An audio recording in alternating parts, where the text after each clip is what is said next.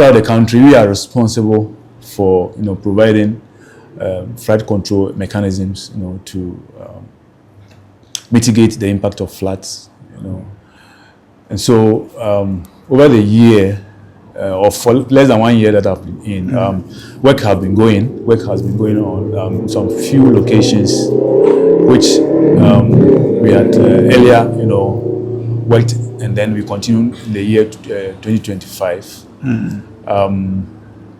But there's a lot to be done. Okay. Because, why am I saying so? Because the problems, that are giving way to our flooding problems keep on aggravating, increasing.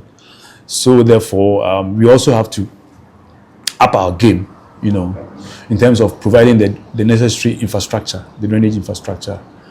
But the problem is that the pace or the rate at which we are building our drainage infrastructure is not keeping pace with the rate at which we are developing as a country. Okay. There's rapid urbanization, giving rise to unplanned development in certain areas, and that result in a lot of flooding problems. But then the aspect of the management is not at par. Is that what you're saying? That we're not getting enough works in this area to manage the growing numbers of urbanization? Yeah, the works are there. The works, we know the works that we are supposed to do, But of course, a lot also boils down to finances, Okay. So that is why almost every year, we have what we call the flood control program, which the government, funds for us to provide flood relief works for certain areas across the country. And this has been ongoing.